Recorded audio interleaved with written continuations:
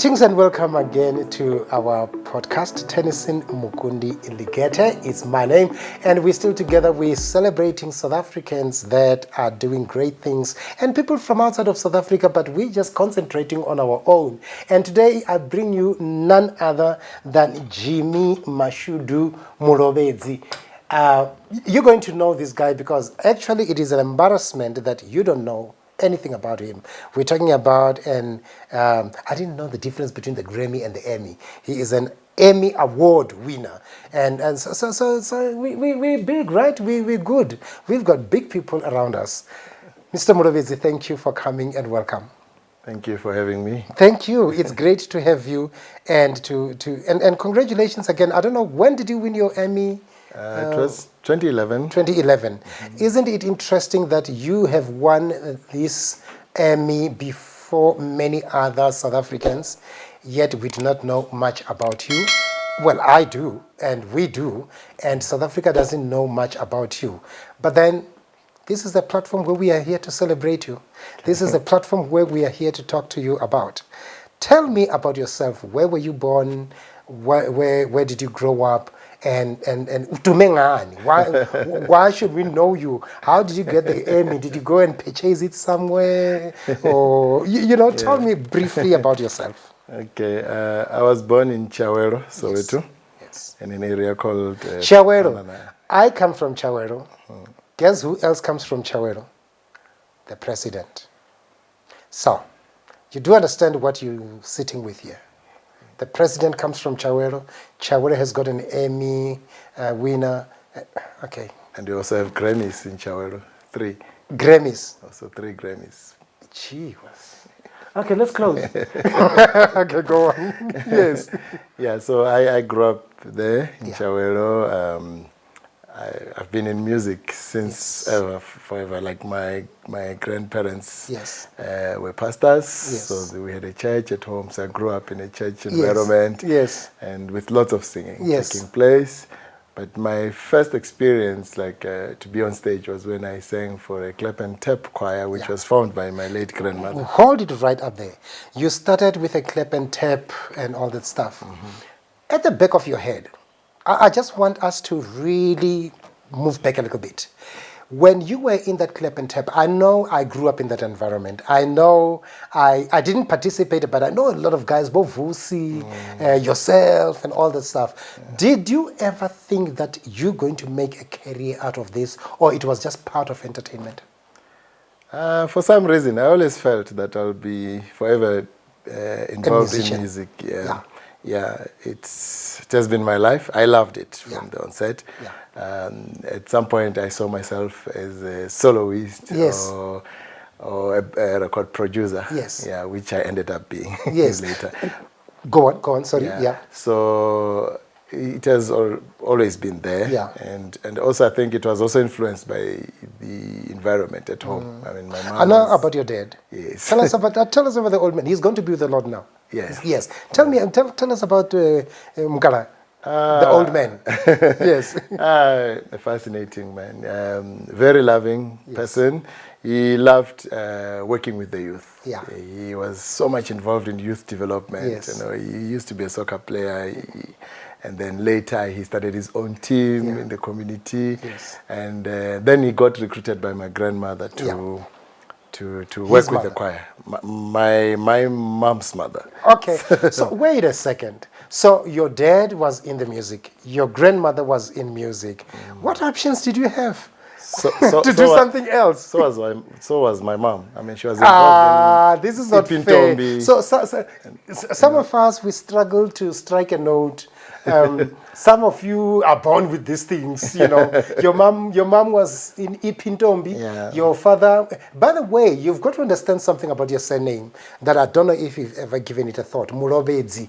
It's Venda in English. Simply interpreted will be the one who baptizes. So your father baptized you into this. Your mother, Mrs. Mulovhedzi, who was in, I like what one white person said when they said Ipintombi, Ipitombi. Yeah. When you were with Ipitombi. So, sorry, didn't mean to be silly about that. So you were groomed in that environment of music. Yeah. Tell us, how did you end up in being in the international standard? Because I know you've worked with people like Bono. Mention some of them. Bono, Peter Gabriel, Yes. Jennifer Hudson. The All list right. is endless. Okay, all right, bring it on, bring it on. So we've got a piece of all those people around in this podcast. Yes. Okay. So what role exactly do you play in the music industry? Well, maybe if I just go back Yeah. a bit, during the clap and tap days, I was promoted into a choir leader, a conductor, and that's where I started like arranging songs, writing songs, and teaching to the choir. And then we were fortunate because my dad was so connected to work with other artists who were outside the gospel industry. Yes. I think the first project we did was before Reverend Chawane. Yes. We did Shianya Nomo. Yes. So we're like getting introduced to other genres also with Dave Hewitt, who was a classical guitarist. Yes. We did an album called The African Tapestry. Yes. So it was classic music, but now they wanted an African feel to it. So we started arranging. Yes. And my grandmom used to be a very good arranger because she was involved with the Dark City Sisters and all of those. Wow. So there was so much that I was learning during that time. Yes. And that came in handy later, when the choir, it used to be called the Holy Jerusalem Choir. Yes, I remember it, yeah. When I've just exposed my age again, yet again. Yes. Yeah, so when they got an opportunity to present a show to Australian producers, that's when, we started working on a different kind of a show, moving from tap and clap to some kind of new sounds, whereby using djembes, djembe drums and singing, a band, but playing African, gospel and all that. So in that way, when these producers saw the presentation, they loved it. And that's when they took the choir to Australia for the first time in 2002. When I wanted to talk about years, because I remember, okay, I feel bad, but I don't care. The first time I saw you, it was about 20 years ago. What makes me not to feel bad, but I'm angry, is that 20 years down the line, you still look the same. This guy is not growing old. This guy is, can I say this? People won't even believe me when I say you are above 50. Yeah. And somebody must just give me a hammer to hit his face so that he can grow old or something. No, thanks for the compliment. How old were you when you got involved into music on a serious note? Because like I'm saying, when I met you, it was about 20 years ago. You were in a group called Soweto. What was that? It was Memeza Africa. I had Memeza Africa. Memeza, and another one. And the Soweto Gospel Choir. Soweto Gospel Choir. Which was Holy Jerusalem Choir. Yes. And you guys were working under the lady that we know, or you were working with that lady, Beverly. She was such a wonderful lady. Yes, you were working with her. Yes. And there are many people who were involved in that group that grew up from the groups that you were involved in, that grew to do other things. What made you to stay to this lane and say, I'm going to pursue my career in music, and I'm going to stay in this, and I'm going to do this, and I'm not going to do anything else? What drove you to do that? And I'm saying this because there is no government support. There is no government funding. There is nothing that motivates you to say, I have support and I can do this and all that stuff. You decided by yourself that I'm going to do this, and you're still doing it up until today. What drove you? Well, one, it would be, this is a calling. Yeah, to me. And it's something that I love. That's powerful. Yeah. Say that again. It's a calling. It's a calling. Yeah. So, and it's just in me. Yeah. And it's something that I love, that I live, Yes. and I also know it's a powerful instrument Yes. in healing people in different ways. And for me, I've seen it work. I've done songs. I'm one person who writes songs that are more inspirational, and I've done songs in a way that I would see people cry right in the audience, and luckily I realized long ago that I've got the power to touch someone and to heal, to bring about hope and all, and I'm staying on this lane. You and I are not that much far apart in terms of age. We grew up in the same period where young people struggled to find their calling, where young people struggled to find their footing, where young people had issues really, and they didn't choose, but there were so many issues that will distract you from being an academic, or to be an artist like yourself, or to be involved in media. I mean, I was really blessed to be introduced into this industry when I was 15. And this was because of one great teacher, Boma Dilonga.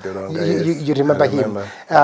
And by God's grace, up until today, this is 43 years ago, if I'm not wrong, I'm still in the same thing, I'm still doing the same thing. Many people struggled, they struggled to find themselves. You know where we come from. Yes.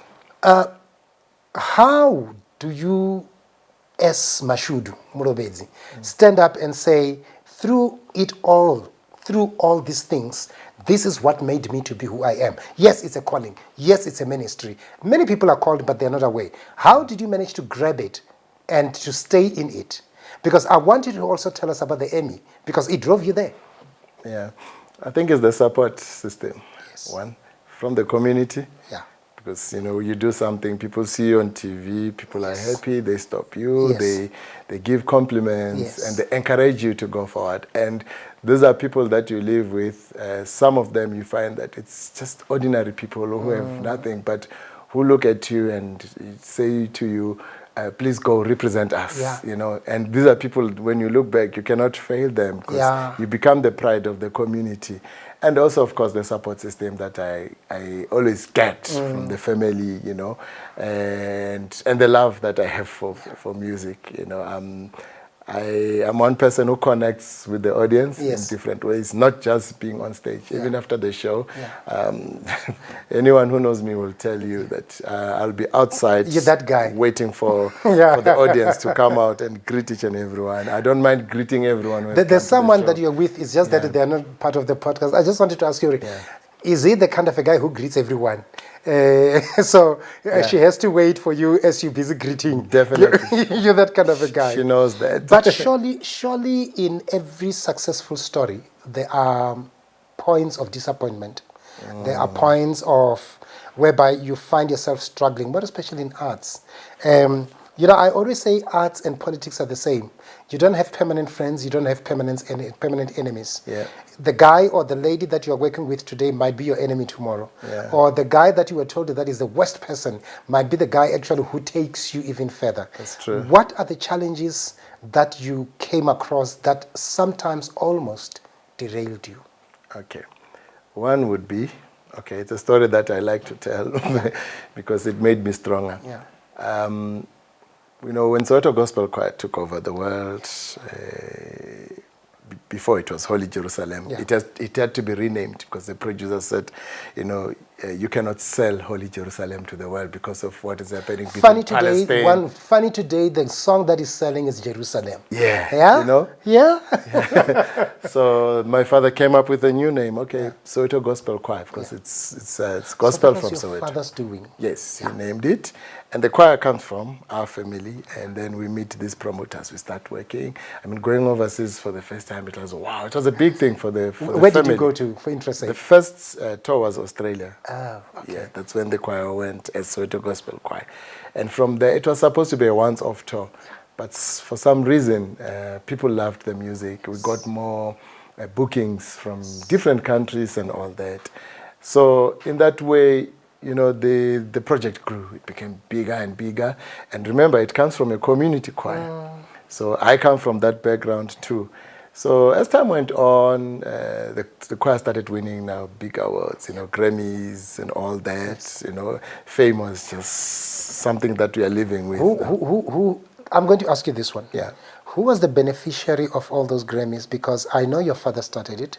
Yes. I know your father was behind it, even the renaming and everything. Yes. Did he benefit from that? From the Grammys and the Emmys? Well, I'm coming there because that's part of the disappointment. Okay, so it all, went big and all. Then there was I had my younger sister who sang also in the choir, and then she got sick in 2007. And it was the problem with HIV and AIDS. Yeah. At that time, we had no information and all that. And that worried me because she passed on.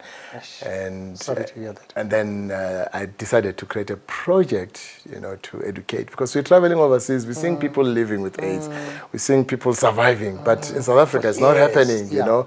Anyway, I won't go into politics, but you know the problem with the President the truth of the matter is that President Mbeki said, HIV doesn't cause. Yeah, he delayed the HIV process. Yeah, he delayed treatment. He delayed treatment, and when Zuma came in, he introduced it, but we're not sure if it was for political reasons. Yeah. But he did introduce it. So now let's talk about it. Yes.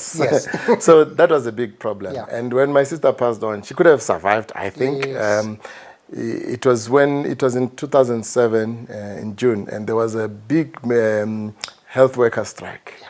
There were no nurses in the hospital. I remember going to Johannesburg Hospital every day to clean her, to attend to her because there were no nurses. Oh. And the day before she passed on, I remember there was one doctor who was serving I don't know how many wards. Oh. I had to grab him because she was supposed to get a blood transfusion. So, and the blood was brought during the day. But when we went back in the evening to check on her, we found that those pegs were still on the bed and nothing was done to her. So I had to go and grab a doctor, and I begged him. He came with me, and when he looked at her and he checked what time what time was the blood delivered, he was like furious, as to say someone could have done this and all that. And he said to me, it might be late. Yeah, he tried, but unfortunately she passed on in the early hours of, and so for me it was like, if there was no strike, and at that time the government was so relaxed during that strike. If you remember, it was a long strike. Isn't it sad, really? Isn't it sad that you're sitting here, you know that there was a solution to can help your sister, and people were on strike because, rightfully so, people have got rights to strike and everything. Yeah. But what about the right of a person that is sick? I think that is a topic that we're still going to have to unfold as South Africans at large, as to how do we deal with this kind of things. The oath that medical workers take, to save lives. Back to your story, your sex stories. Yes. So I started a project after her passing to deal with HIV and AIDS. So traveling overseas, I was meeting people. There was a Canadian couple that came to South Africa that we were linked with. I started to say, how about we use music, to educate, to get rid of the stigma, because the biggest problem was stigma. And stigma from the top, from your political leaders going down. So we started this project, which became successful. I created a group called Memeza Africa, meaning Shout Africa. Yes. So it was a big project. We traveled Canada, we raised funds. We even built a clinic and a community center in KwaZulu-Natal in a place called Ndawana, just next to the Underbeck town there. Wow. So I was working, doing music and community work at the same time. So the choir still continued, Soweto Gospel Choir and Memeza on the other side. So I had to juggle in between. Yeah. But my dad at that time was still alive, so he was in charge. I had my younger brother who has passed on too. He was also in the choir. So it was going well also. Then he passed on in 2009. The old man. Yeah. So I remember very well, just after his funeral now, the Australian producers and Beverly Breyer, who was the executive producer, somehow my dad's partner, coincidentally, yeah. So she. What did she bring? Okay, what happened? Your dad brought the choir. My dad brought the choir. Yeah. Beverly was the middle person when the Australians needed a choir. Okay. All right. Okay. Yeah. And then when she saw that the project would be big, obviously she asked for a position. She was given a contract as an executive producer. And then she worked. My dad remained as the owner of the choir. Okay. So, so when he passed on, then just after the funeral, this whole management and everyone gathered around me. They said, no, man, would like you now to work full-time, take over from a dad, because this is your family's business. So you need to take over. And at the other side, and I was running Mulovhedzi Africa, which was also becoming successful. And so I said, but I have a project here that is running. So how do we do it? They said, no, it's fine. We can actually work on both projects because we are producers. We can bring more work also for Mulovhedzi.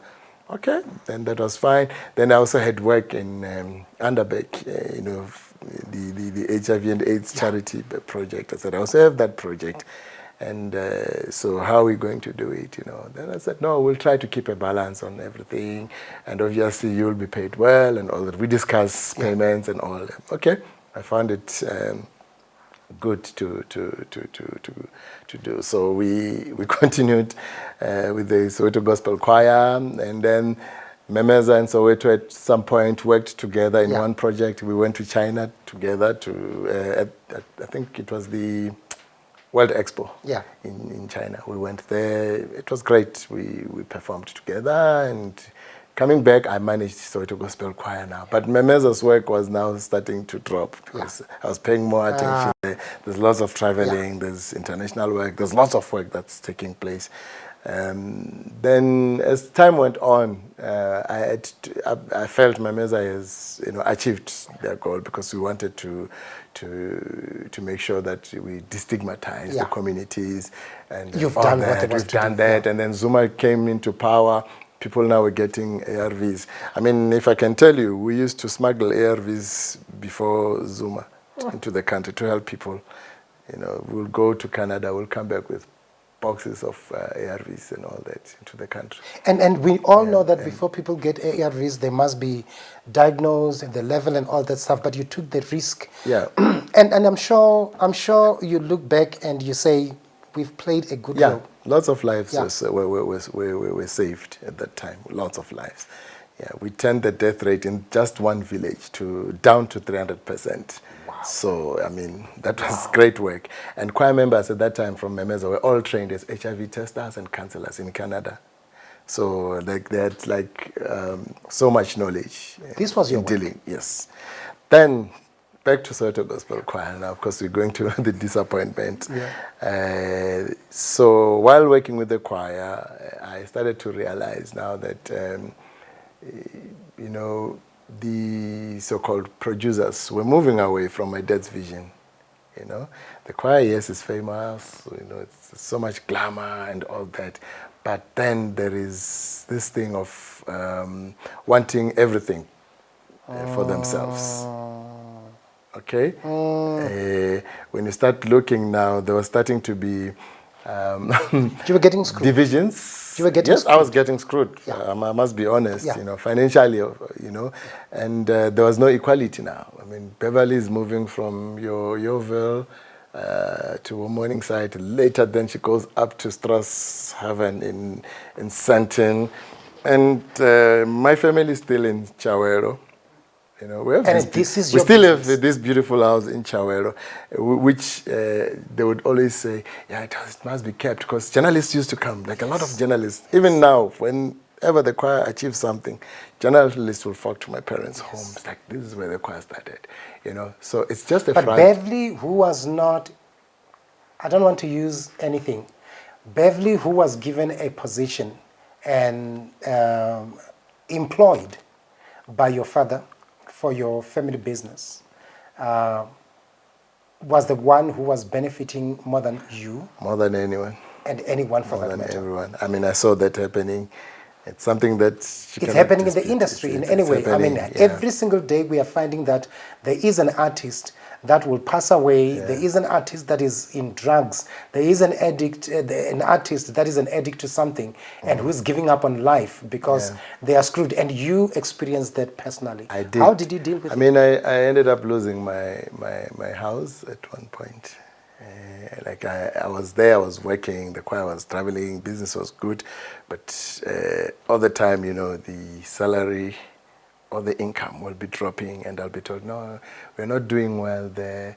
The company is not doing well. So as management, we need to take payment. You didn't have access to the books? You didn't know these things? No, books were moved. After my dad's passing, a lot of things moved, mostly to Australia and all that. And there's one organization which has been used to cover. I think it was a way of of cleaning money or something. I don't know. It's a story for another day. But there's an organization, a very big NGO, that would work with the choir. And is it an NGO, you know? It's well known. Is it something that you feel you can talk about? No, not really. Okay, I don't want to disclose. I think I have I don't want to disclose because it's an NGO that also does good. Deals with children. No one goes there. Okay. All right, I think I know. No one goes. But that NGO does a lot of good. So, and they get a lot of sponsorship. But I'm sorry. I wouldn't want to. In this podcast, we're going to talk about things, but I don't want you to be in trouble. Yeah. No. I have no fear. I think if it is the same NGO that you're talking about, there was a time that I wanted to volunteer my services. Mm-hmm. Sorry, I hit my mic right there. There was a time when I wanted to volunteer my services, and I'm very cautious. I will check. There are things that I check. Yeah. If you are going, it doesn't make sense to me for someone who comes from a very opportune position to come and offer services to old ladies in Limpopo. Yet these old ladies, they are not benefiting, but I see that white person or that one person or that black person or whoever they are changing cars every second day and being the spokesperson of this charity organization, and they're talking that they are. And sometimes they will take an old lady from the organization and use them, or a child from the organization, and use them to insult people and all that stuff, and make people get into a guilt trip, so that people must start contributing and all that stuff. I'm very cautious of such. And I think if it's the same organization that you're talking about, I have seen the relationship of the boss lady. Because not all NPOs are run by a lady or by a man. Okay. So we're not talking about anyone specific. But I've seen the boss lady and her friends being spokespeople of charity organizations, yet those charity organizations are in limbo and they're doing quite well. Is that the general practice? You're a traveler, you're a citizen of the world. Is that the general practice that you find in the world? Or is it specific here? I think in South Africa? It's here. I don't know what's wrong with our country. Everyone exploits us. Yes. And we allow it. Yeah. People see opportunities in us, opportunities that we don't actually realize. Yes. When they see us, it's always, this is we gold. are a gold mine. Yeah, we're a gold mine. And we don't look at ourselves in that way. I think something, I don't know, what kind of a curtain has come. I think we have misunderstood humility and stupidity. Yeah. We think when we are humble people, that's when we are good people. Until we are being stupid at some point, Yeah. And unfortunately, it's not only other races that see that in us. Yeah. Look at our political situation in this country. Politicians do not mind to come and lie. 3 weeks ago, in this podcast, we had a guest who is a politician. And I said, isn't it interesting that our own, I think he was deputy president then, or he was the president, I don't remember, Ramaphosa, went to Alexander and said, we are coming to build 1 million houses here. Yeah. And we don't question that. Yeah. And when it's been questioned, somebody who is a spin doctor comes up and say, no, it was a misunderstanding, what, and we don't question those kind of things. Yeah. You have gone through that. Your family legacy has been stolen from you. You have been abused financially. You have lost your property. How did you deal with it? Well, I had to do just one thing. There's one thing. You can still KFC as a brand. I'm sorry if I'm mentioning a brand, but you won't steal the recipe. Maybe they will give us some. Yeah, we've just given them some airtime. Yeah. Yeah. But you cannot steal the recipe. Yeah. I said, okay, when I lost my home, My firstborn daughter was in university, and I had my other 2 kids. They were attending school. I was paying high school fees and all that. I remember writing to one of these producers to say, you know what, I need help with. Okay, I understand the income situation. You're telling me all these stories. But I need help. Although I didn't believe what they were saying, I said, can you please just help me with my kids' education? I'll be okay, you know, and we'll see as time goes on if I'll start earning my income, you know. And he wrote back, he said, no, yes, that I can do, but you only if you can tell me how you're going to pay me back. And you know what I did? No, wait. Sorry to say, this is bull. Yeah. This is rubbish. And this is someone who has millions. You steal. I had Soli Kalabi last week. Soli was saying one reason he was a criminal is because they hated white people, because of what white people have done. Now, here is a white person that you are begging for what is rightfully yours. Now look at it that way. Yeah. You are begging for what is rightfully yours. Yeah. And you shouldn't be begging, but you know what? I always say this about my children. For your children, you will beg. For your children, you will do anything. For your children, you will be a doormat. Yeah. I don't know how many times do my producer here, he will tell you, I bother people when I need something. I don't care what they're going to say for your children. But in your case, it was what was rightfully yours. Yeah. And someone has it. And then when they finish that, they say, how are you going to pay me back? Yeah, that's what they said. So that's when I responded. Give me something to drink. That's when I responded and said, well, it's okay. I'll see what I can do. But remember one thing. The children that you are depriving education are the grandchildren of the man who made you the millionaire you are. That was my response.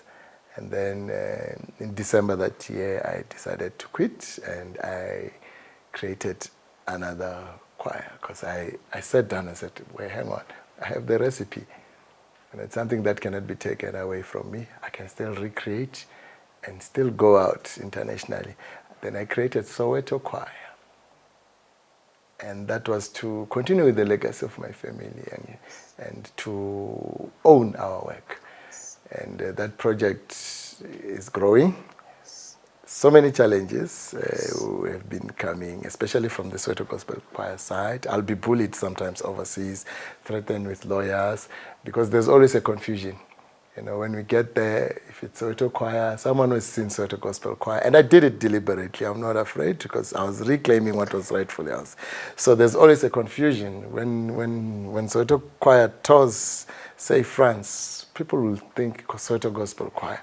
And again, there's Mulovhedzi there. So the family name carries weight, and people associate it with the Soweto Gospel Choir. Okay, I need to contain myself. Yeah. I need to control myself and to contain myself, because not only am I getting emotional, I'm really getting angry. I come from a generation whereby our fathers and mothers were bullied by white people. Yeah. Not abroad, they bullied us here. Yeah. I come from a generation whereby I have been kicked out in many companies because I am not going to be bullied. I'm not going to be bullied. And I must just say it with anyone who wants to work with me, I'm not going to be bullied. And not because I'm rude. Yeah. I'm not going to be bullied. In your case, the only thing that you knew was to write music and write, let's use this, a particular kind of music. It was stolen, and you are doing the very same thing, and somebody wants to sue you, or somebody wants to fight you for doing what you know best, which is the only thing that you know and that you are good at. And this arrogant, I'm not going to say the word, this arrogant people are allowed. Yeah. How still do you deal with that? Because you come across as a very calm person. I will burn the house down. I'll burn the house down. I'll bring the house down. We're going to burn that hall. We're going to burn people. You come across as a very relaxed person. Very relaxed and very calm. Maybe that's why you're not growing old. But very relaxed, very calm. But I'm one person whom you cannot mess with. You know, I love people. Yes. I respect people so much. But don't take you for a ride. Yeah. So, and I come from an era of being what we call a Busainova. So, I mean, I've been there in the 80s. We're going to burn you down now. I fought. So, so you can, so I've been there in the struggle. Yeah. The struggle that is not given credits in the country. You know, it's always about people who have been outside the country. But we fought. We saw death right in our face. We never ran away from the country. You'd know Vuan will be surrounded by soldiers. Yeah. You know, with all the machinery, but still there was no fear. We'll find our way and we'll fight. You are here. So I have that spirit. How did you make it? I really want to learn that from you. How did you make it? How did you come out of it and you're still here?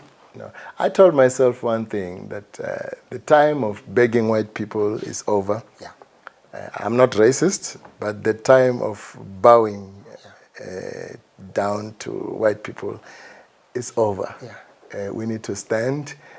Our forefathers were lied to. You know, they idolize white people. Yes. That is why up until today you'll find people who are older than us, when they greet a white person, they still rub their hands and all that. Yes. I don't do that. Yes. I fought for equality. Yes. And I feel that I'm unequal to anyone. And also the fact that we should also get rid of this mindset that you can only succeed when you have a white person next to you. That's killing us. That simply means that you know, you've got to have a white person to be a successful person. Yeah. And the only thing is, the only thing white people do, it's they are courageous. They are not afraid to take risks. You know, they were brought up like that. They were brought up like that. They were brought up like and that. With us, it's more like, this is a risk. This I can't do. Hey, there's no white person, and I won't be accepted by other white people. No, it doesn't work like that. Yeah.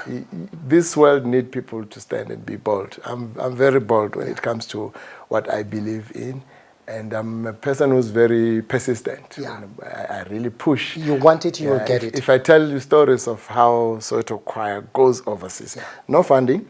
I don't know, maybe there's influence also on the department. How do you do that? Because I can't take one person overseas for a worthy cause. I can't. Yeah. You've got about 20, 30 people.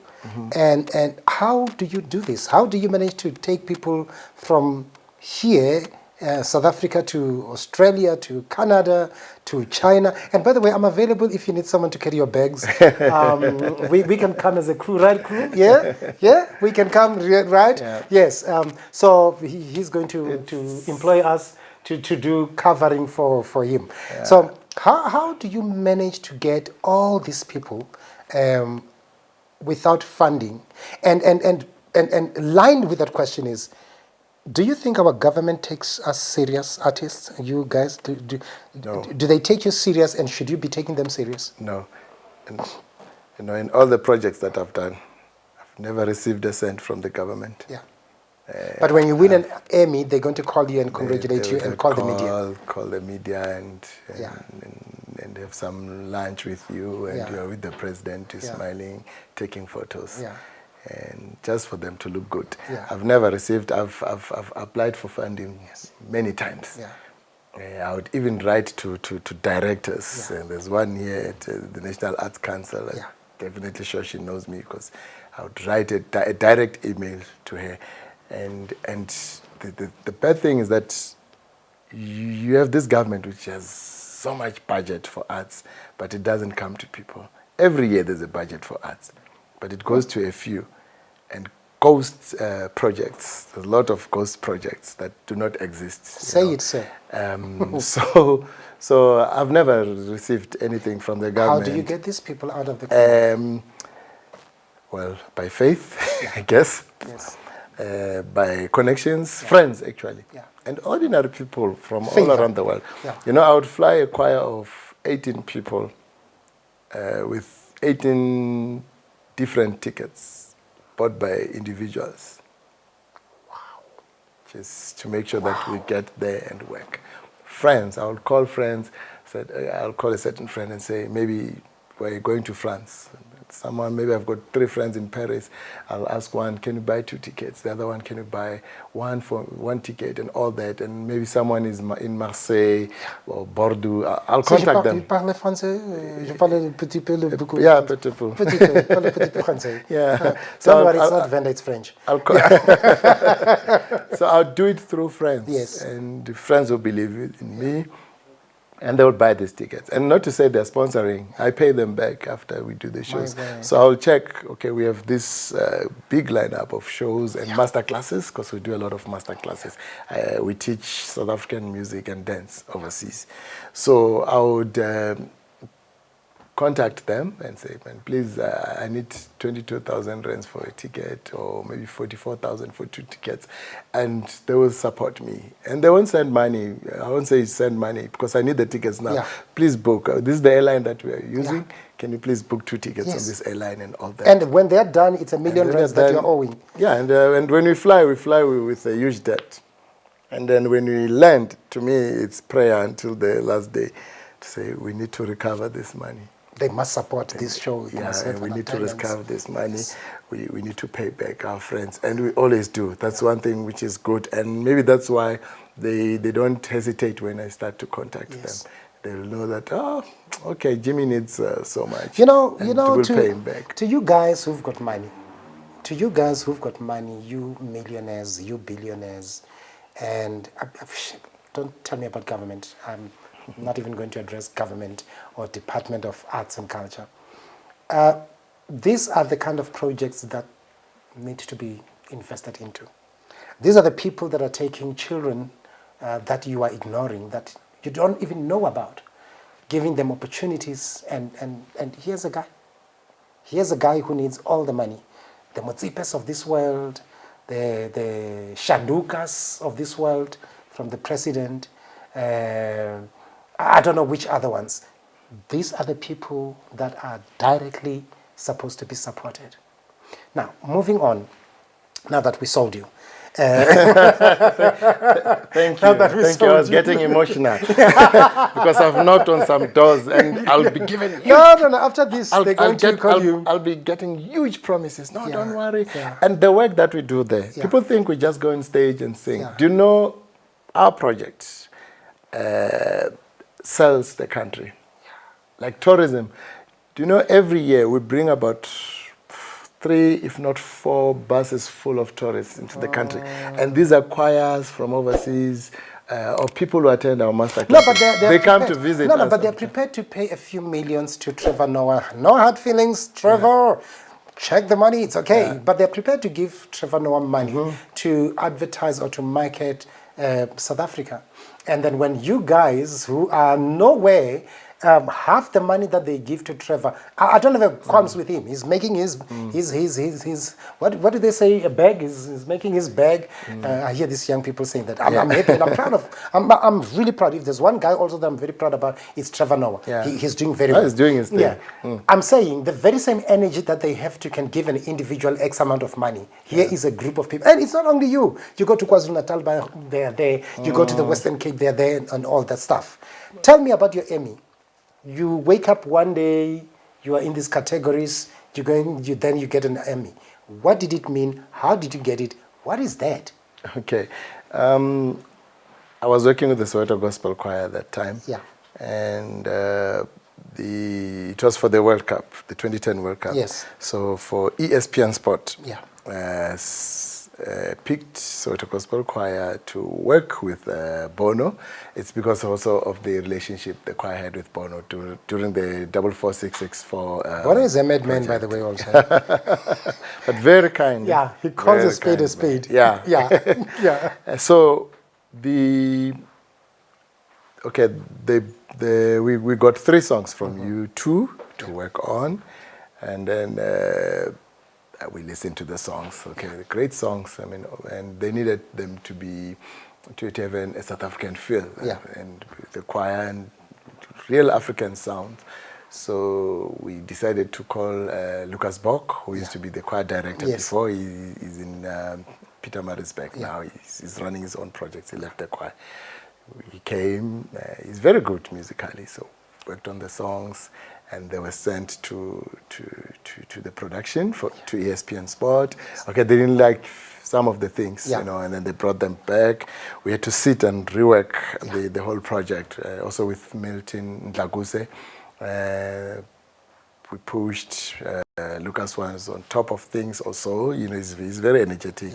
So we've been throwing ideas and, you know, all these heleles and stuff. So the project went very well. The second time it was recorded, it was received very well, and they said, okay, good. Those were theme songs for ESPN Sport for the 2010 World Cup. Fine, a crew was sent to South Africa for a music video of all the songs. One song is called Where the Streets Have No Name, a big song of U2.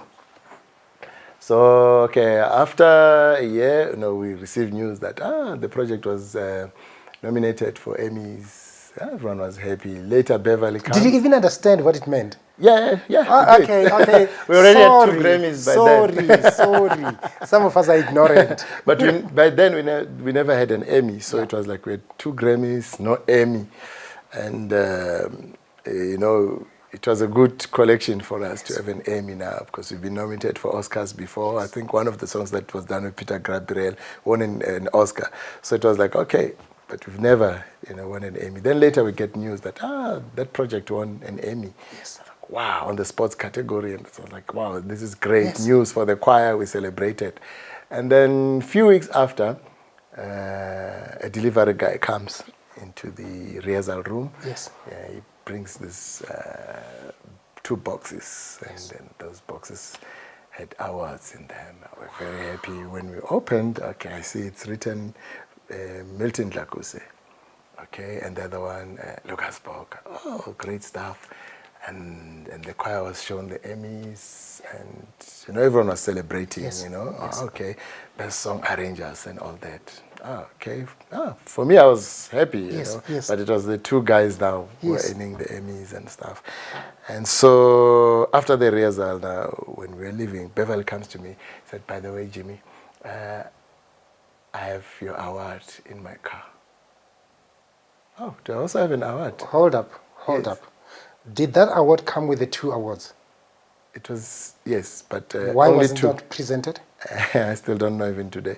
But what she said, it was like, I didn't want the choir to be mad about it. I said, why? Oh, yes. Then she said, no, because you have just come into, remember my dad passed on in 2009. So I took over full time in 2010.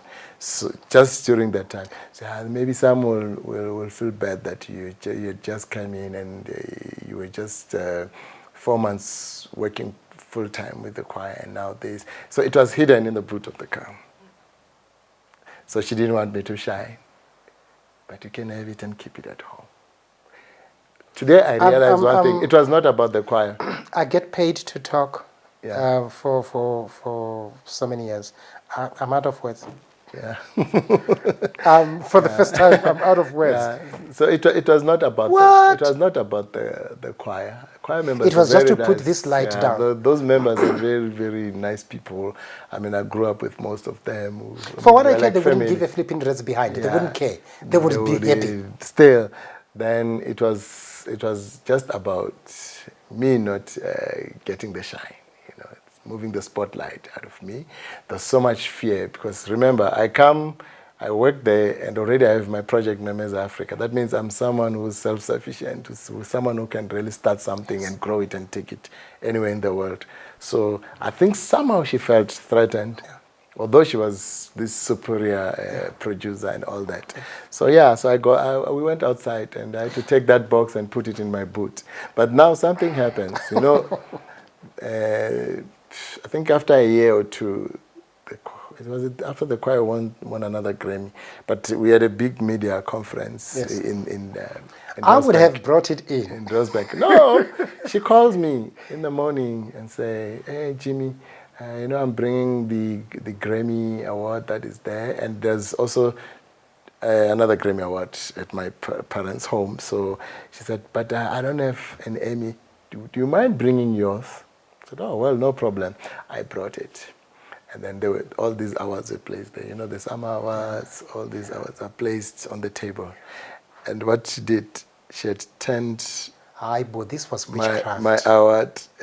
So where it's written, Jimmy Mulovhedzi. No. So it has been no, I didn't want to say this facing the wall. No, this is witchcraft. And are we talking about the same person I know? Yeah, the same person you know.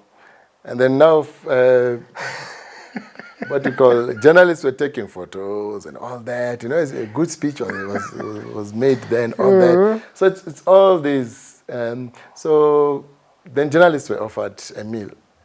So I remember there's one gentleman, is it Jabu Kumalo, I think, he's a journalist, and then he went through the like all journalists who are and then he was looking at all these awards. Yeah. Then he grabbed the Emmy and then he turned around. Then he went like, which Emmy? Who will? Went who will? Because it's written, Jimmy Mulovhedzi, best we should have song arranger. Next time when we do part two, yes. And when we have studios, you can leave it in our studios. It's okay. You know, we will put it on the walls. The producers agree. Okay, as long as you have good insurance. Yeah, so that's when, and some choir members were there, and then they started to know, like, you also have an award. And I mean, they never said anything bad about it and all that. So that's when people realized that, okay, these awards are actually for the three gentlemen. But mine was there. So Lucas was in KZN, and then I think Milton was on tour at that time. So yeah, so that's some of the bad things that happened in the industry. Yeah. But we survive all the time. You know, Jimmy, I did say when we started that we are celebrating South Africans doing great things, and even people who are not from South Africa, but for now we're still talking to South Africans doing great things. We are proud of you, and this platform, we've done it precisely to make sure that we bring this kind of things. And maybe before we even start blaming white people and all that stuff, our own people, our own government, I didn't know. I have known you for more than 20 years, but I didn't know that you were at that level. You are international. Let's face it, you know. In Venda, we say, we're not forcing things here.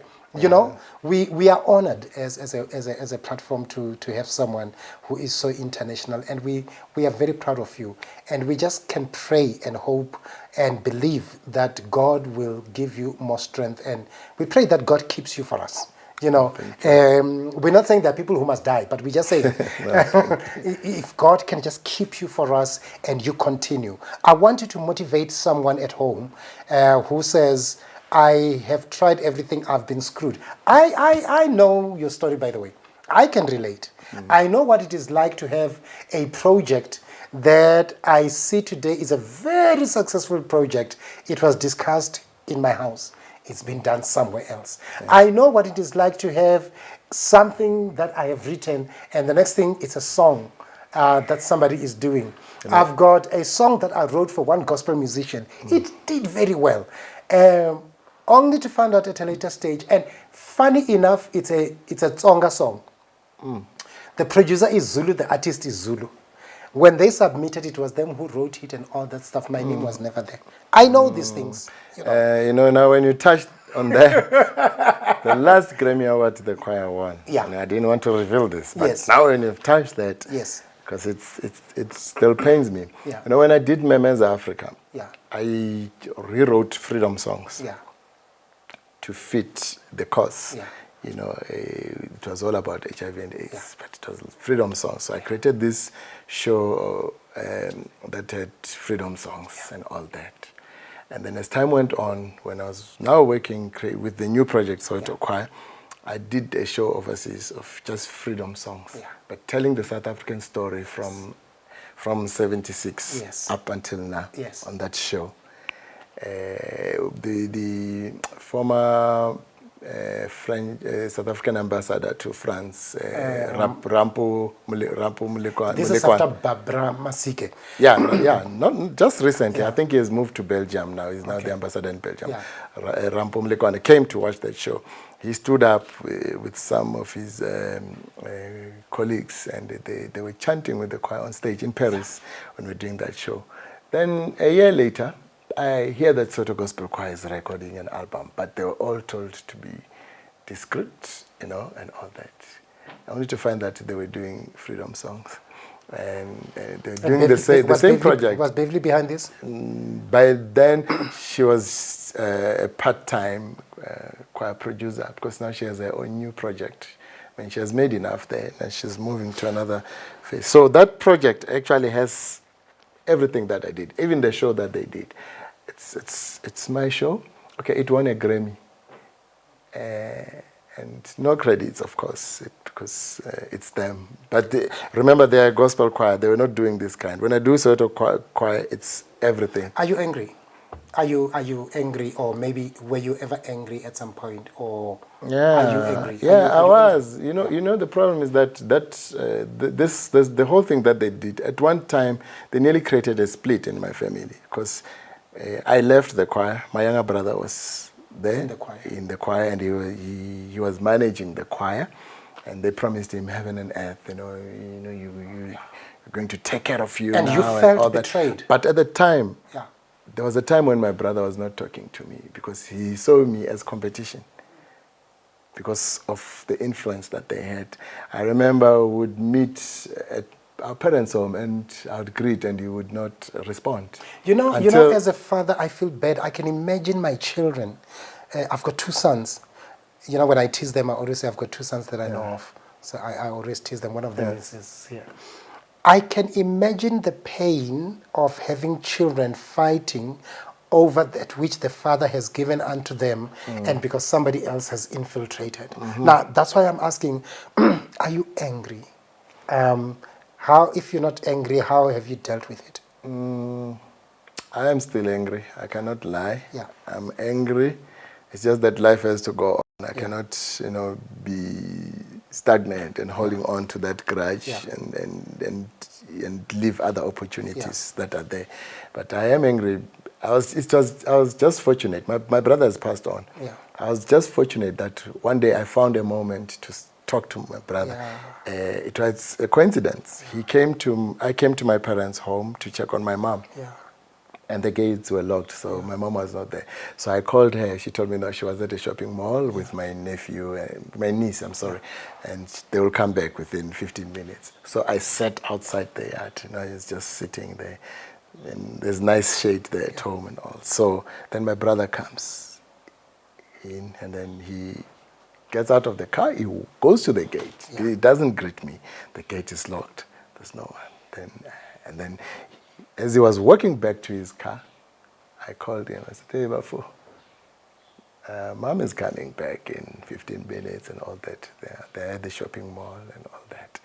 They said, "Oh, okay." That was the first time we talked, maybe in 2 years.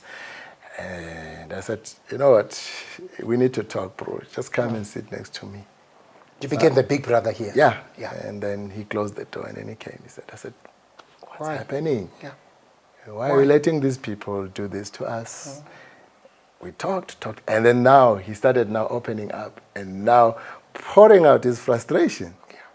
He told me what they promised him. They promised to buy a house for him. They promised to take care of him in this way and all. I asked, "What are you earning?" He mentioned his salary. I was shocked. So, "They paying you that?" We talked, and I even asked him, because he was just managing the choir, and I think he didn't know much. I asked him, "Do you know how much they make per show?" He said, "No, I don't know." I said, "No, let me just reveal something to you." I took out my phone and showed him something that was written to me by a promoter. Yeah. And an international promoter who used to book the choir, who was also fed up. And I said, "Look at this. Here's the contract. These people perform for a minimum of $12,000 per show. And you guys, when you're on tour, you do 44 shows for 3 months." My word. So Just work on that. So I said to him, just by doing 3 shows, they pay your salaries. So they're making about $500,000, which is about 7 million rands, somewhere there. In rands, after the tour, they make 22 million rands. And I tell you, the costs of the tour, because the promoters pay for everything. When they book you, they pay for your accommodation, your transport, your flights. But what goes to the company is $12 million per show. That's the minimum. It goes higher. So I'm just giving you an estimation of 21 million. It gets higher. But then with the choir... Coffee, that's what I meant. But for choir members, okay, fine, for them it's fine. And this thing of like, akfani, it's killing us. Because you're actually going there, sweating it out, giving your best. Yeah. And then you come back here, you can't even afford to buy yourself a house. You're an international star with 3 Grammy Awards and lots of awards and many years of traveling and performing with big stars who respect you, by the way. I mean, the Josh Groban and all that. Yes. When they meet the choir, they feel that they are honored. Same level, they're so honored and all that. You and they address you at a level of professionalism. Yes. You are big, you are one of us. You sleep in 5-star hotels. You're a big star. And then you cannot even afford a home. Not necessarily maybe buying a home cash, but even getting a loan from the bank to buy a house. Because when you go to the bank all the time, they're like, no, we cannot. With your salary or the type of work you do, or the paperwork that you have as proof of payment. I mean, pay slips and all that, they're not recognized. A group of people who cannot even claim their tax from SARS. Now we're talking serious business there. Tax is deducted. But when it's time to do tax, it's like... I'm talking to you right now. There's a case that I have against one of the so-called employers that I worked with. I'm busy with the CCMA right now. Yeah. Not only are they struggling to pay me, but there's money that has been deducted from me and many other employees that when you go to SARS is prepared to pay you, but all this stuff. But the thought that they take the money from you and they say they're paying to SARS and they're pocketing it. And like you're saying, I was saying to someone earlier that the problem that we face as artists is that with the highest tax, second highest or highest, whatever the case might be, we pay 25% of our total income, but you don't qualify for anything. Yeah. Somebody who pays 14% who's employed in a company, they can, the job guarantee, job security and all that stuff, they take 25% from every 100,000 rands, but you don't qualify for medical aid, you don't qualify for housing, you don't qualify for any basic anything. So imagine international stars who perform for $12,000 per concert. Mr. Jimmy Mashudu Mulovhedzi, thank you. Anyway. He says anyway. Anyway. Thank you so very much. We truly appreciate you. Last I was saying, someone wants you to motivate them in a few lines to say, it's not over. There's an analogy that they make with a boxing match. They say, you might have lost a round, but not a fight. Talk to them. First, never doubt who you are. Your color doesn't define you. When it comes to succeeding in life. Believe in yourself. There's one thing I always like to quote, that life is a fight. Yes. You fight against the wind, because at times you go and take the opposite direction. When you walk, you have to apply energy, and it's always a fight. Yes. So never stop. Those are wise words from Grammy Emmy Award winner, Mr. Mashudu Mulovhedzi. On this wonderful podcast, we are excited we can talk and talk and talk more. Please comment, like, tell people about us, watch what we're still coming with. Legendary Talks, Tennyson Ligete. Blessings to you.